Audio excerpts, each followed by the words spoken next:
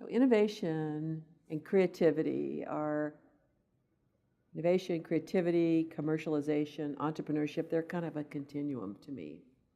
So creativity is where you're thinking about things in new ways, coming up with new ideas, new concepts. Innovation is the next step along the way where you're thinking, does this actually apply to something, someone, some market, some product? Now, for instance, here's a new way to here's software that makes somebody dance. Well, could we use that in an app to actually create dancing figures that children would enjoy? Okay, we could do that. But is that commercial? Would somebody actually buy that? Would parents buy that, or would kids want that?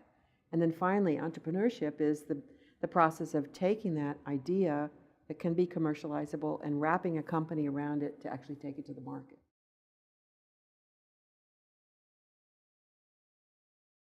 For me to recognize that's what I'm actually looking for. I'm not looking for the great idea. I'm looking for the great idea that somebody says, this is an idea that solves this problem.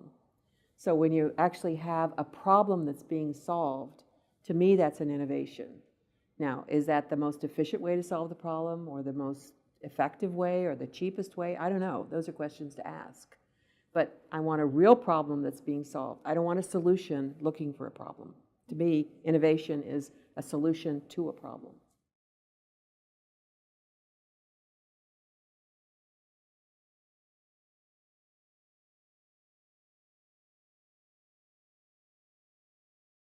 Well, first of all, companies cannot grow. They cannot sustain themselves if they're not innovative.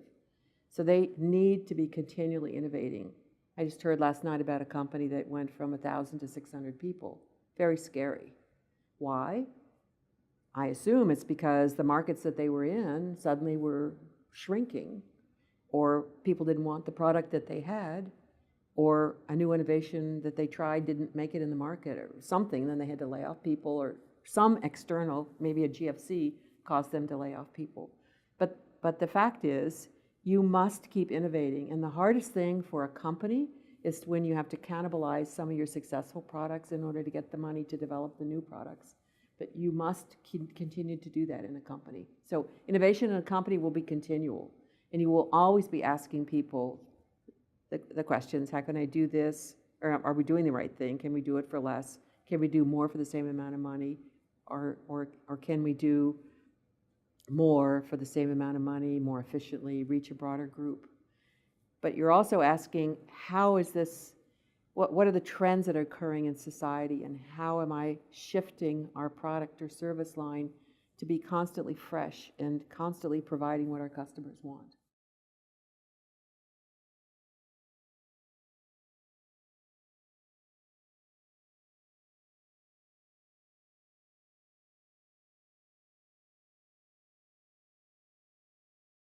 Good question. First of all, built into the culture has to be innovation. You have to reward it, think about it, talk about it with your employees, encourage them to think outside the box, encourage them to question what we're now doing, encourage them to learn from things that didn't turn out as we expected, which some people call mistakes, and I call opportunities for new learning. So the culture is important, the rewards. In fact, I worked in a company where they gave somebody an award for a conference that didn't work out because the person took the risk of trying a new idea. And the CEO said, I don't want people to think that we're punishing them for trying new ideas even though they didn't work out. When somebody was caught stealing products from the store, they said, let's open it up every Thursday. Any employee can have any product they want out of our company store. New ways of thinking about meeting people's needs and employees' needs. So for innovation, it's culture, it's communicating, it's sending signals, it's giving rewards, it's encouraging them, like 3M would have 10% of your time fooling around in the lab. Stuff that didn't work out, how come? Let's try it in new situations, see if we have a new product. The other is, another requirement in some large corporations is that a certain percentage of their revenue is going to come from brand new products. So you're forcing, in effect, people to be thinking, and their performance is measured on them cycling through and bringing out new products all the time. So those are all things that corporations can do. Another is that CEO and the leader is questioning, what do we have here, this technology that we aren't using, that we've discovered, that maybe we could outsource or take out into a small subsidiary, or have a project team develop a whole new product, in effect put in a little incubator, in effect, over here in the corner of our company, and then try it out on some new customers and see if we have a brand new product line. So lots of things that you can do in a corporation to encourage and accelerate entrepreneurship and innovation.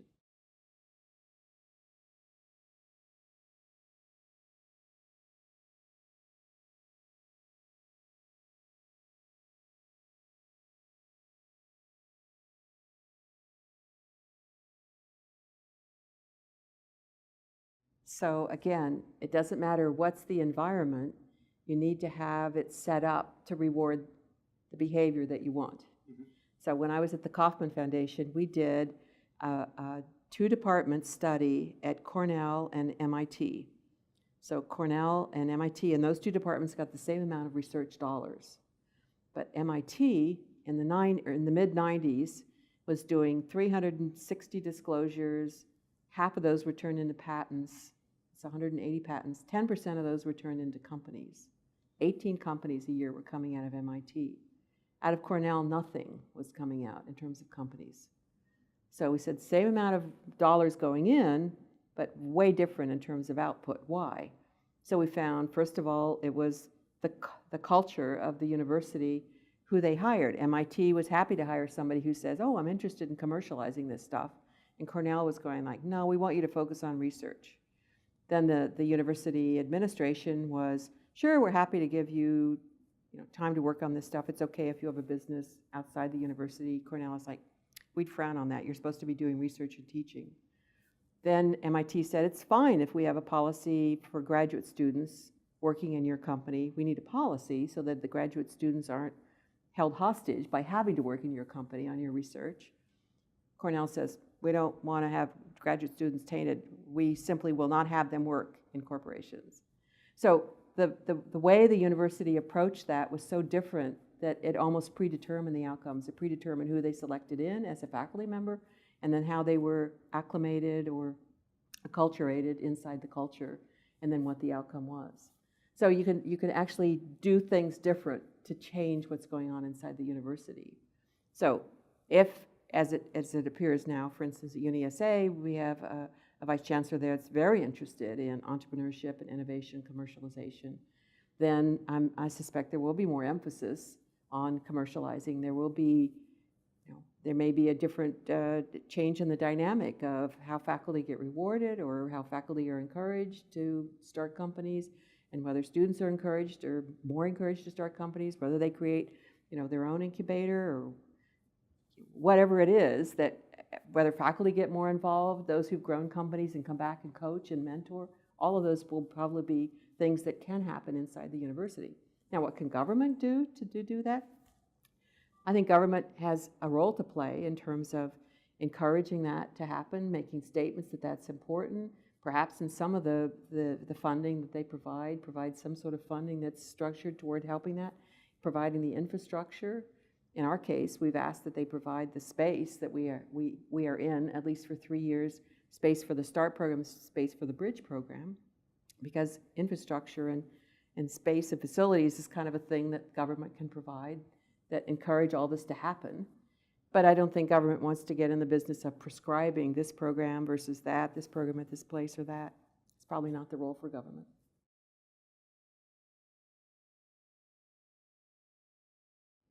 Just every area. Whoa. Oh my goodness. I just can't think of a single area, but you look at the areas where you have a real competitive advantage. I think agribusiness, food and wine. It's everything from, is there anything we can do to increase or extend the growing season? Is there anything we could do to facilitate the supply chain to other markets? Is there anything we can do to innovations in terms of opening up new markets, in terms of transporting food to new markets, in terms of adding value here before we transport them to new markets? That's a whole set of innovations. gas and gas exploration, I think that would be huge here.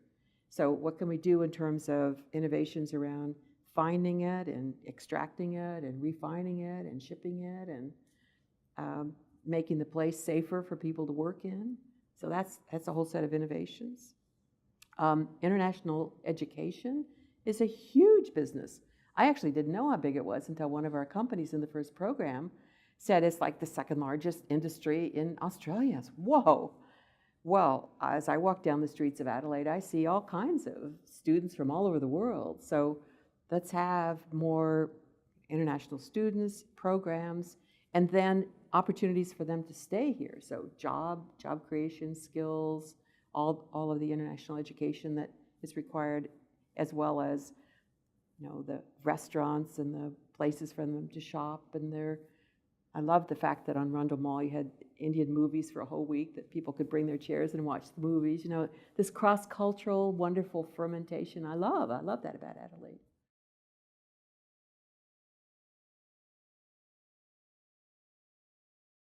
I think collectively, South Australians need to understand that they have innovation, they have smart people, they have a huge opportunity in the world. And we should stop saying, us? Why us? You really think we can do it? Be more confident about the role in the world and the role they can play in the world. So I think confidence, belief in themselves, understanding that they're very innovative, I think all of those that's the first thing. Second is to understand that companies fail. It's part of entrepreneurship. In fact, I wrote a blog, Failure, Bring It On. I had a friend who said, what do I have to do to be an entrepreneur? And a successful entrepreneur said, fail 7 times. He said, I'm 42. How can I fail 7 times? It's too many. Maybe 4 times smart. And he did. 4 times smart, and the 5th time was an absolute barn burner. So understanding that there's failure, as I described in innovation. You'll have ideas, they won't work. You'll throw them out. You try new ideas, that won't work. You throw that out. You don't have the right people, not the right time. Get good at saying no. Get good at pivoting. Get good at saying, that didn't work. What did I learn from that? How can I do something else? And I think we're a little too feeling as if we have to be perfect down here. Perhaps it's in response to, oh, we're not as good as they are, so we have to be really perfect. No, we have to try things. We have to realize they won't all work out. But we keep trying, and we keep moving ahead, and we keep innovating. We keep commercializing. We keep growing companies. So self-confidence, the willingness to take risks, the willingness to bounce back from failure, and then the willingness to celebrate victories. I think those who have been successful need to come out of the woodwork and need to say, I did grow a company. I'm happy to help the next generation grow. I did earn some money. I'm happy to invest in your company. So we have to build the virtuous cycle. If you've done it and you know how to do it and you've benefited from it, then you have to invest in the next generation and you pay forward. So those are 4 things that I think we can do in South Australia that will definitely increase innovation.